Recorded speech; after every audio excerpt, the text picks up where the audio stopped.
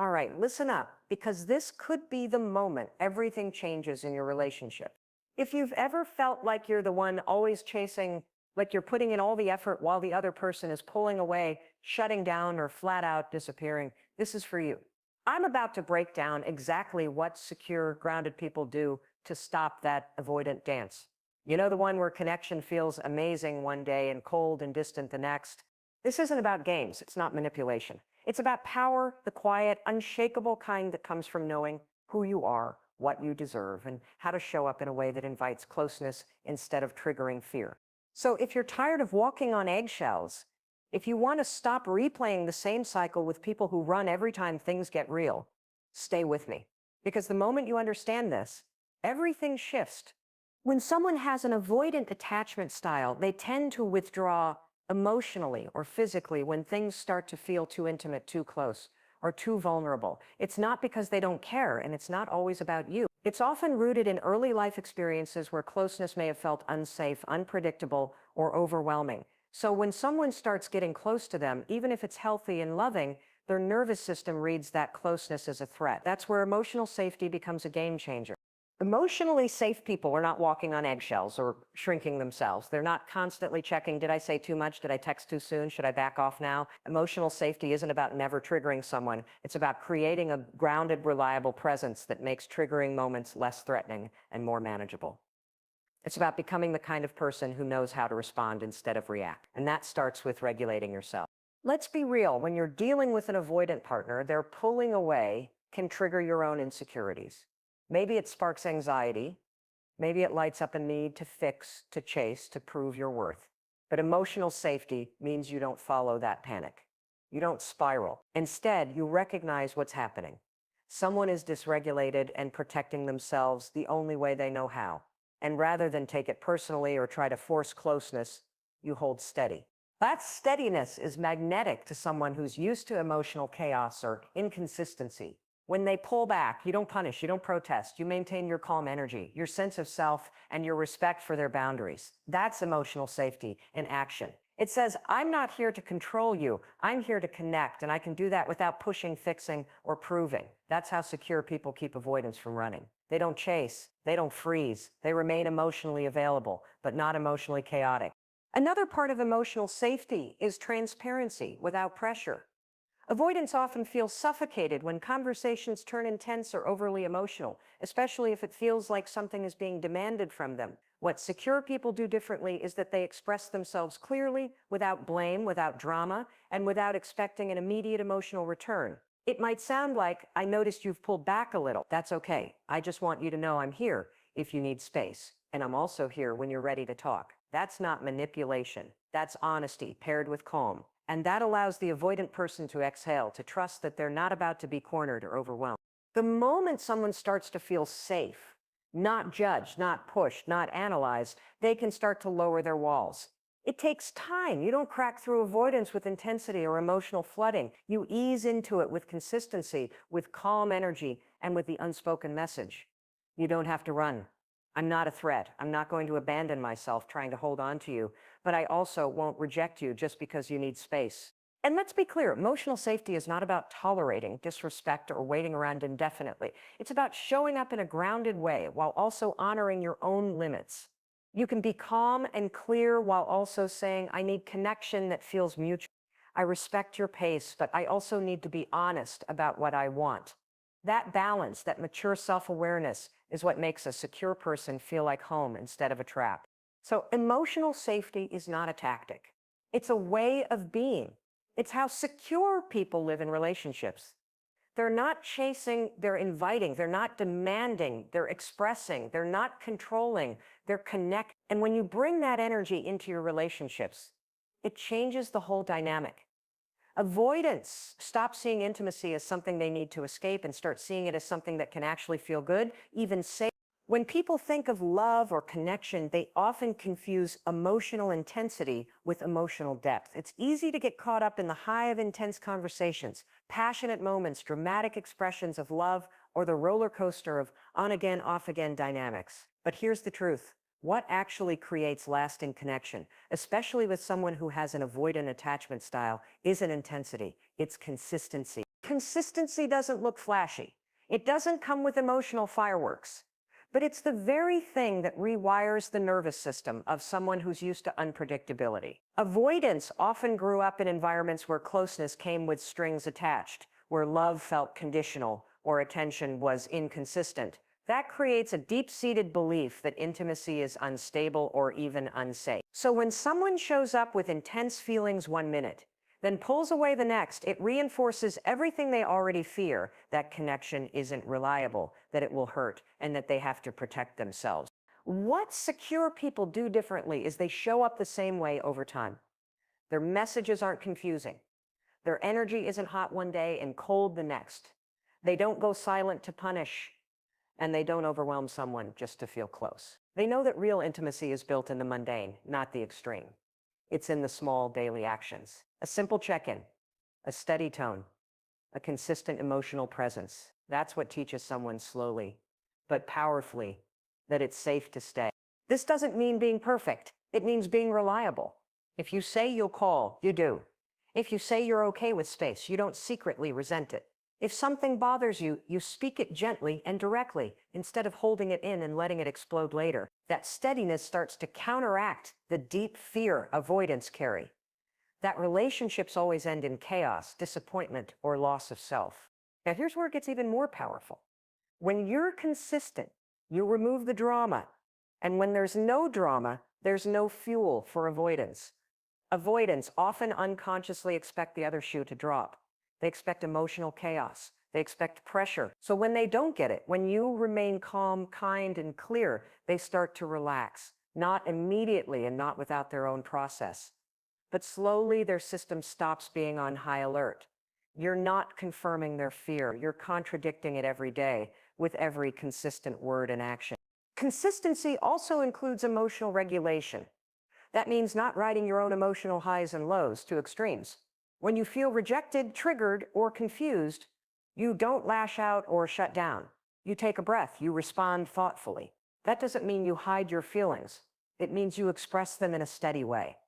I'm feeling a little disconnected, and I'd love to talk when you're ready, is very different from why do you always do this? I can't keep doing this with you. The latter may feel more real in the moment, but the former is what builds trust. Avoidants don't hate connection. They just don't trust it.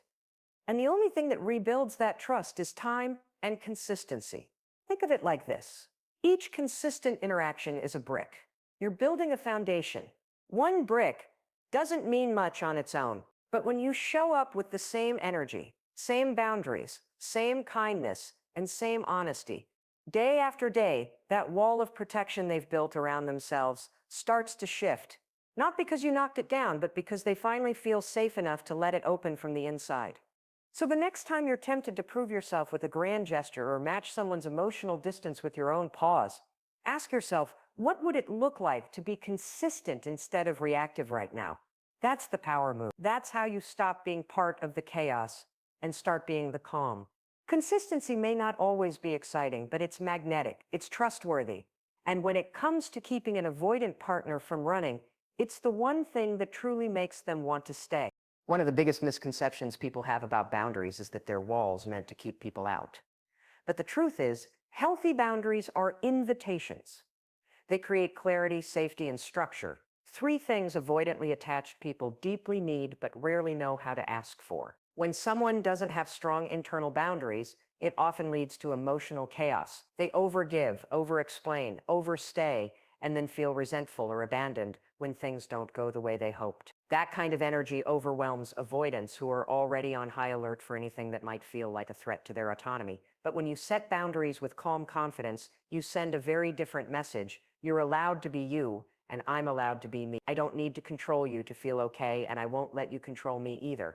Avoidant individuals tend to feel suffocated by emotional demands, even when those demands are subtle. So if you're constantly adjusting who you are in order to get them to stay, you're actually feeding into their fears. You're confirming the idea that closeness comes at a cost. Boundaries flip that script. When you say, I care about you, but I won't chase you, or I respect your space, but I also need communication, you're showing them something they rarely see, a person who honors both connection and dependence. That's what makes secure people feel different. They're not trying to merge or control. They're not begging. They're simply stating calmly and clearly what they need and what they won't tolerate. This doesn't just help the avoidant person, it helps you. Because without boundaries, you lose yourself. You become overly focused on what the other person wants, how they feel, what they're doing, and whether they're pulling away. That's exhausting. And it creates a dynamic where the avoidant partner becomes the emotional center of the relationship, while you shrink, twist, and contort just to keep things from falling apart. That's not love. That's survival. Boundaries are how you shift out of survival mode and back into self-respect. Here's the thing. Boundaries are not ultimatums. They're not threats. They're not about changing the other person. They're about defining your own edges, what's okay with you, what's not, and how you'll respond when those lines are crossed. For example, you might say, if you need space, that's okay, but I need to know that we'll touch base within a few days. Otherwise, it feels like disconnection to me. That's not a demand. That's clarity. And it gives the avoidant person a structure they can actually work with. Without that, they're left guessing, and avoidants do not thrive in ambiguity. They withdraw when things feel messy, unspoken, or emotionally charged. Boundaries also mean letting people sit with the consequences of their behavior without trying to rescue or soften the blow. If someone disappears for days without communication, and you respond with more effort, texting again, checking in, trying to bridge the gap, you're training them to expect closeness without responsibility. But when you step back, hold your boundary and say, this isn't how I do connection. You shift the dynamic. You stop rewarding avoidance. You stop enabling emotional distance. And you invite them calmly but firmly to rise to the level of connection you're capable of offering. This takes courage. It's much easier to bend than to hold your ground, especially when you care deeply about someone. But boundaries are not about being cold. They're about being clear. They're about saying, I want connection, not confusion. I want intimacy, not guessing games. I want emotional availability, not hot and cold patterns. And you can say that without raising your voice, without blaming, and without apologizing. When you lead with boundaries that come from self-respect, not fear, you become deeply attractive to avoidant partners, not because you're catering to their patterns, but because you're modeling something they may have never experienced. A relationship where closeness doesn't require losing yourself. That's what creates the possibility for real connection, not just temporary attraction. You stop reinforcing their fears and instead show them what it looks like to love with strength, clarity, and calm. Boundaries, when done right, don't push people away. They create the container where true closeness can finally happen. A major turning point in dealing with avoidant individuals, whether it's in romantic relationships, friendships, or even family, is realizing that you can't lead with emotional intensity if you want true connection. What actually works is leading with calm, not control. That shift in energy changes everything. People with avoidant tendencies are hypersensitive to any hint of emotional pressure or control. They're wired to detect it, even when it's subtle. If they feel like you're trying to force closeness, fix their discomfort, or manage their feelings for them, their instinct will be to back away, create space, or shut down. That's how they protect themselves. But when you lead with calm, you're saying something completely different without even using words. You're safe. I'm not here to control you. I'm here to connect, not to take over. This calm presence is incredibly powerful. It creates a kind of emotional breathing room. Think of it like this. The more you try to control someone's emotions, reactions, or timelines, the more they feel the need to defend their independence.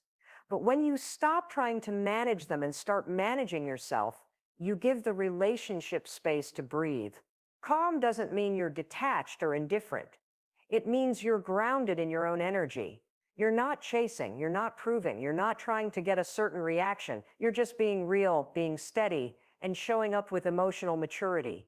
Avoidants often interpret emotional urgency as danger. Even if you're coming from a loving place, if your energy is frantic, like you're trying to fix the relationship every time there's distance, they'll feel overwhelmed. The calm person, on the other hand, holds space for what they don't panic at the first sign of withdrawal. They don't rush into deep conversations just to relieve their own anxiety. They understand that connection can deepen slowly and that emotional regulation is a form of leadership in a relationship. One of the most attractive things to an avoidant person, though they may not consciously realize it, is someone who doesn't try to fix them. Someone who can sit in silence without making it awkward. Someone who doesn't immediately take their emotional distance personally. That doesn't mean you don't notice or care. It means you don't react impulsively. You might say, I noticed you've been quieter lately. I'm here when you're ready to talk. That's calm. That's leadership. That's security in action. It shows that you're not emotionally dependent on their reactions to feel okay about yourself. And that kind of stability is deeply reassuring, even if it takes time for them to recognize it. Leading with calm also means being okay with your own boundaries and your own needs without turning them into weapons. For example, you might express, I value emotional openness, and I'd like to be in a relationship where we can talk about how we feel. But you're not demanding it in a way that comes from panic. You're simply sharing your truth. That calm tone makes your boundary easier to hear and far more likely to be respected. When people feel they have the freedom to choose how they show up rather than being emotionally coerced, they often rise to meet you in ways they never have before. Control, on the other hand, usually shows up in the form of over-explaining, guilt-tripping, or subtle manipulation. And even if it's not intentional, avoidants pick up on it fast. They've spent years learning how to read the room for emotional pressure. So when your energy says you better respond how I want you to or I feel unsafe, they retreat. But when your energy says you can be where you are and I'll be where I am and we'll meet when we're both ready, they feel something unfamiliar, freedom and connection at the same time. The calm approach also keeps you grounded. You don't have to chase someone else's emotional availability when you're anchored in your own. You don't have to control every outcome when you trust yourself to handle whatever happens. And that kind of emotional steadiness doesn't just help avoidance feel safer, it makes you feel stronger, clearer, and more aligned with the kind of relationship you actually want. So, no, calm doesn't mean passive. It means powerful. It means you're leading with your energy, not your fear. It means you're inviting someone to connect from a place of choice, not pressure. That's what makes people stop running.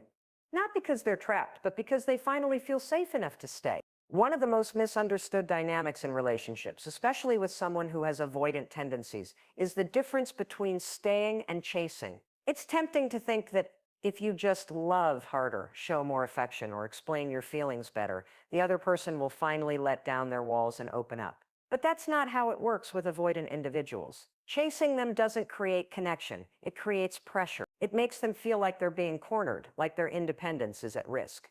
And when they feel that, they do what they've always done. They pull away. The difference between staying and chasing is subtle, but it's everything. Chasing is reactive. It's fueled by anxiety, by a fear of abandonment, by the desperate need to fix something that feels like it's slipping away. It often looks like sending another text to clarify what you meant, trying to force a conversation they're not ready to have, or bending over backwards to prove you're worth staying for. But all of that energy, even if it comes from love, can feel overwhelming to someone who is avoidantly attached, because deep down they don't trust that intimacy will come without a cost. So the more you push, the more you confirm their fear that connection means losing control. Staying, on the other hand, is about presence, not pressure. It's rooted in self-respect and emotional regulation. It means you remain emotionally available without overextending yourself. You're not walking away in anger or slamming doors to protect your ego. You're also not rushing in to rescue the relationship every time it feels shaky. You're simply showing up calm, grounded, and honest about your needs. You're willing to be there, but not at the expense of your dignity or well-being. Avoidants aren't scared of love. They're scared of what love has felt like in the past. Often it felt like obligation, overwhelm, or emotional chaos. So when they meet someone who can stay without chasing, they experience something new. It doesn't feel threatening. It doesn't feel like they're being swallowed whole. It feels steady. It feels safe. And safety for someone with avoidant wiring is the key to connection. Here's what this looks like in real life. Let's say they go quiet or distant after a particularly vulnerable moment. The anxious part of you wants to react. You want to check in, ask what's wrong, try to fix it.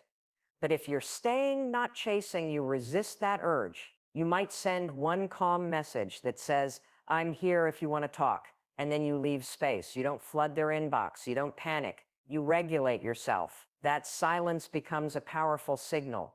It tells them you care, but you're not going to force closeness. That alone can be disarming because it shows you're emotionally solid, not emotionally dependent. Staying also means staying aligned with your values. It means not abandoning yourself to keep someone else comfortable. If you need communication, you own that. If you need clarity about where things are going, you ask for it calmly. And if you don't get it, you're willing to walk away. Not as a threat, but as a self-respecting decision. Because staying isn't about endlessly waiting for someone to meet you halfway. It's about being clear about your needs while giving them the space to meet you without pressure. The irony is, the more you chase, the less they want to connect.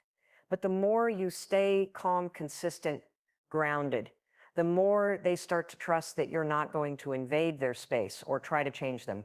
You're offering connection without control. That's what starts to break down their defenses. Not intensity, not emotional persuasion, just quiet, steady presence. This is not easy. It takes a strong sense of self. It takes the ability to sit with discomfort, to tolerate uncertainty, and to trust that if someone is capable of real connection, they'll eventually meet you there. And if they don't, you'll be okay, because you never abandoned yourself chasing someone who couldn't stay. So staying without chasing is the ultimate paradox. It feels like you're doing less, but it's actually the most powerful move you can make. It communicates security, self-respect, and emotional maturity. And in a world full of people either clinging too hard or pulling too far away, being the one who can simply stay without fear, without pressure, is what changes the entire dynamic. It invites connection that's real, lasting, and free.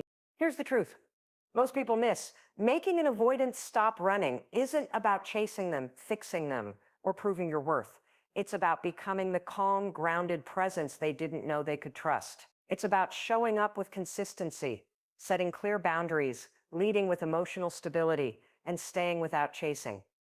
When you stop trying to control the outcome and start embodying emotional security, everything shifts. You create a safe space, not just for them, but for yourself. Because real connection doesn't come from pressure. It comes from choice. And when you give someone the freedom to stay without fear, without manipulation, and without losing yourself in the process, that's when they finally see they're not being trapped. They're being invited. And that's what makes them want to stay.